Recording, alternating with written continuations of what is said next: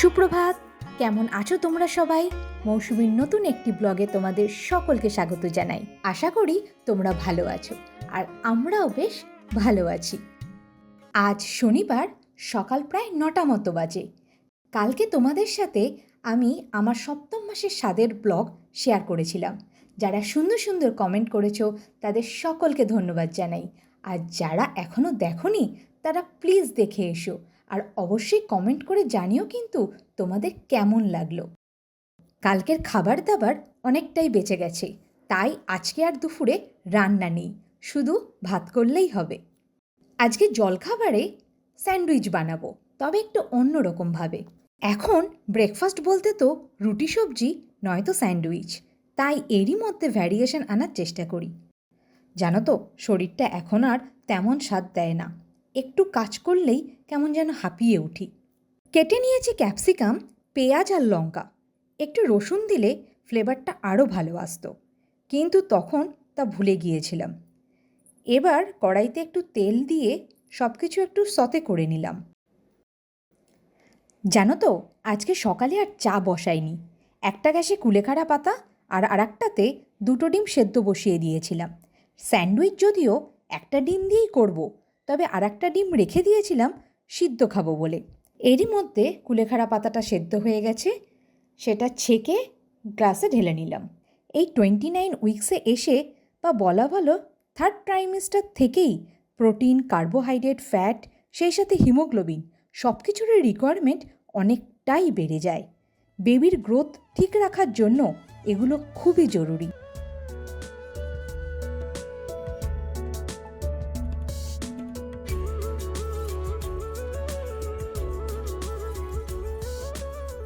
স্যান্ডউইচের জন্য ডিমটা ক্র্যাশ করে নিলাম, আর mayonnaise, tomato sauce, chilli flakes, oregano, নুন আর গোলমরিচ মিশিয়ে নিলাম। আর এর সাথে মিশিয়ে নিলাম ক্যাপসিকাম, পেঁয়াজের ওই মিশ্রণটা। আজকে রাতে ডক্টরস অ্যাপয়েন্টমেন্ট আছে। এটা তো মান্থলি চেক আপ, তবে আজকে বারিক স্যার মেডিট ট্রাস্টে বসবেন, নাগেরবাজার মেডিট ট্রাস্ট। তবে ইচ্ছা ছিল রবিবার বিনায়কে যাওয়ার। আসলে দীর্ঘদিন তো বাড়ি থেকে বের হওয়া হয় না, একটু বেরোলে যেন মনটা খুব ভালো লাগে। তবে রাতের থেকে দিনের বেলা বেরোতে বেশ ভালোই লাগে, তাই না বলো? তবে এই মাসে কোনো স্ক্যান ছিল না। রেগুলার চেক আপ যেমন সুগার, থাইরয়েড, এই টেস্টগুলোই ছিল। আর সেই সাথে এইবার আমার ব্লাড গ্রুপ টেস্ট করা হয়েছিল। কিন্তু জানো তো, বাকি সব রিপোর্ট ঠিক থাকলেও হিমোগ্লোবিন কাউন্টটা কিন্তু মনের মতো হয়নি। কুলেখাড়া, শাক, ফাইবার জাতীয় খাবার, সেই সাথে ওষুধ সব নিয়ম করে খেলেও কেন যে হিমোগ্লোবিন কাউন্টটা কমে গেল সেটা বুঝতেই পারলাম না। দেখি স্যার কি বলে। তোমাদের সাথে গল্প করতে করতে আমার স্যান্ডউইচ প্রায় রেডি হয়ে গেল। তবে রাতের রান্না বাকি থাকলো, ওটা পরে এসেই করব। এখন আর একদম ভালো লাগছে না।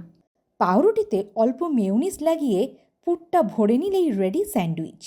এবার শুধু তাওয়াতে অল্প বাটার দিয়ে 2 পিঠ ভেজে নিলেই হলো। একটু অল্প আঁচে রেখে ভাজলে বেশি ভালো হয়। ওপরটা বেশ ক্রাঞ্চি থাকে আর ভিতরটা নরম থাকে।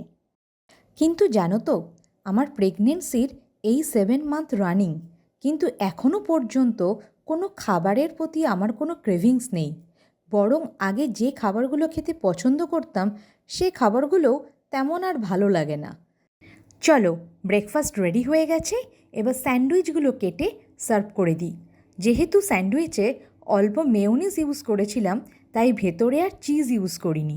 চিজটা ওপর থেকে গ্রেট করে দেব, তাহলে ব্যালেন্সটা ঠিক থাকবে।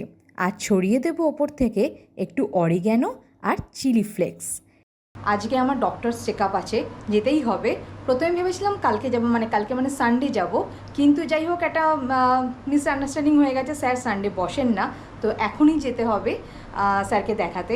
এটা তো রুটিন চেক আপ তো বটেই, আর কিছু কিছু টেস্ট স্যার দিয়েছিলেন, যেমন থাইরয়েড, ব্লাড সুগার টেস্ট, আর আমার ব্লাড গ্রুপটা করা ছিল না। ব্লাড গ্রুপটা জানি, কিন্তু রিপোর্টটা ছিল না, সেই জন্য স্যার সে টেস্টগুলো দিয়েছেন। সব ঠিকই আছে, এবার স্যারকে দেখিয়ে নেবো স্যার কি বলেন। আর এর সাথেও আরও অনেক কোয়েশ্চেন আছে, সেগুলো স্যারকে জিজ্ঞাসা করব। স্যার কি বলেন সেগুলো সব তোমাদের সাথে শেয়ার করছি। তো এখন বেরিয়ে পড়ছি, নাহলে খুব দেরি হয়ে যাবে। মেডিট ট্রাস্টের সামনে দাঁড়িয়ে আছি, স্যারকে দেখিয়ে বের হয়ে এলাম। তো একদম শেষের দিকে এসেছিলাম বলে বেশিক্ষণ ওয়েট করতে হয়নি আর আমাদের। তো মেইন যেটা ব্যাপার হচ্ছে, স্যার তো রিপোর্টটা দেখলেন, রিপোর্ট দেখে মোটামুটি রিপোর্ট সব ঠিকই আছে। মেইন যেটা কনসার্ন সেটা হচ্ছে হিমোগ্লোবিন, মানে হিমোগ্লোবিন রিকোয়ারমেন্ট এখন আস্তে আস্তে বাড়বে। যেটা হচ্ছে সেটা এনাফ নয়, ঠিক আছে। তো এটার জন্য স্যার একটু মানে মানে আর কি বলবো, আর কি টেনশানে আছি আমরা সবাই, যে হিমোগ্লোবিন রিকোয়ারমেন্ট যদি 7-এর নিচে কমে যায়, 7-এর নিচে হয়, তাহলে সেক্ষেত্রে ব্লাড দিতে হবে। তো 1 মাস পরে আবার টেস্ট দিয়েছে, দেখা যাক কি হয়, কীরকম কী করা যায়। কারণ আমার অ্যানিমিক তো বটেই, হিমোগ্লোবিন কম তৈরি হয়। আর এই প্রেগনেন্সিতে এখন বেবির যেহেতু আমার প্রায় 29 সপ্তাহ চলছে, তাই হিমোগ্লোবিন রিকোয়ারমেন্ট আরও দিন দিন বাড়ছে, এবং সেটা আরও পরে বাড়বে আর সেটা। তো পরবর্তীকালে হয়তো আমাকে 2 সপ্তাহ পর পরও হয়তো হিমোগ্লোবিন টেস্ট করতে হবে। তো স্যার বললেন টেনশনের কিছু নেই, যে যেমন যেমন করে রিপোর্ট আসবে তেমন তেমন আমরা ব্যবস্থা নেব। তো আপাতত এইটুকুই, দেখি কি হয়, বাকি এমনি সব নর্মাল আছে। আবার আসবো 1 মাস পরে, অক্টোবরে, পুজোর পরে আবার, তখন হিমোগ্লোবিন টেস্ট করিয়ে, তখন ডপলার টেস্ট আছে, সেই ডপলার টেস্টে কী আছে সেটাও আপনাদের সাথে শেয়ার করব। বাড়িতে এসে একটু রেস্ট নিয়েই রাতের রান্না বসিয়ে দিলাম। আজকে বানাবো একদম ঝাল ঝাল ডিম কষা। ডক্টর দেখিয়ে বার হয়ে তোমাদের সাথে হিমোগ্লোবিন নিয়ে যেটা বলছিলাম সেটাই এখানে বিস্তারিতভাবে বলছি। আসলে এই 3rd ট্রাইমিস্টারে এসে আমার মেইন কনসার্ন যেটা হলো সেটা হচ্ছে হিমোগ্লোবিনের পরিমাণ কমে যাওয়া।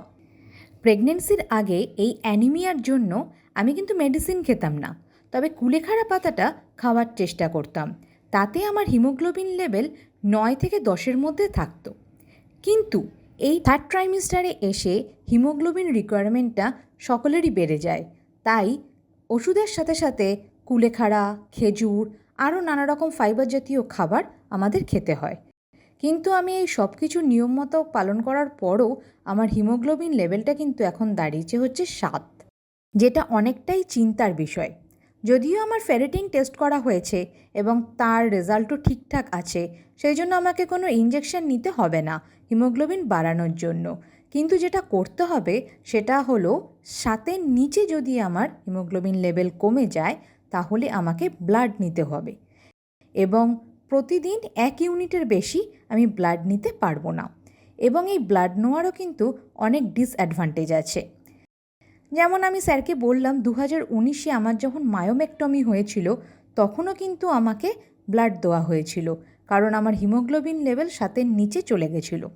তো তখন ব্লাড নেওয়াতে আমার খুব কনভার্সন, মানে শিভারিং বা কাঁপুনি এসছিল, প্রায় 1.5 ঘন্টা সেটা স্থায়ী হয়েছিল।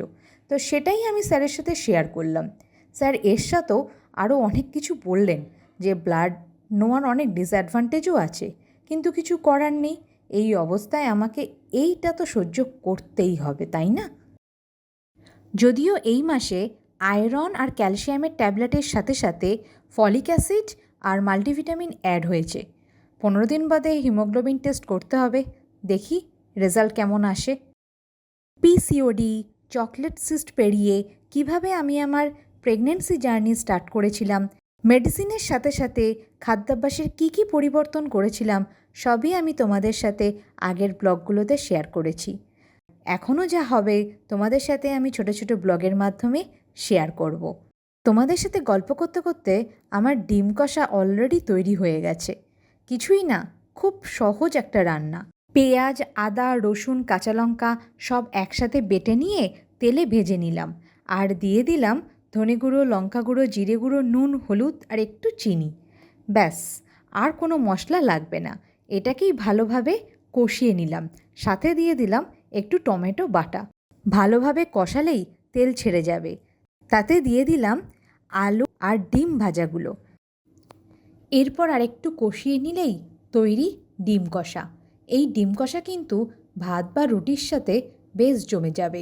তবে নামানোর আগে পছন্দ অনুযায়ী একটু ধনেপাতা বা গরম মশলা দিতে পারো। আমি এখানে গরম মশলা দিয়েছিলাম। ধনেপাতার থেকে আমার ডিম কষায় গরম মশলার স্বাদটাই বেশি ভালো লাগে।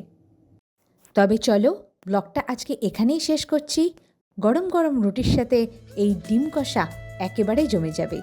সকলে খুব ভালো থেকো, সুস্থ থেকো আর দেখতে থেকো মৌসুমী জলছবির নতুন নতুন ব্লগগুলো। কমেন্ট কিন্তু অবশ্যই করবে, আর ভালো লাগলে একটা লাইক করে দিও। তোমাদের কমেন্টস কিন্তু আমাকে এগিয়ে যেতে আরও উৎসাহ যোগাবে। শুভরাত্রি।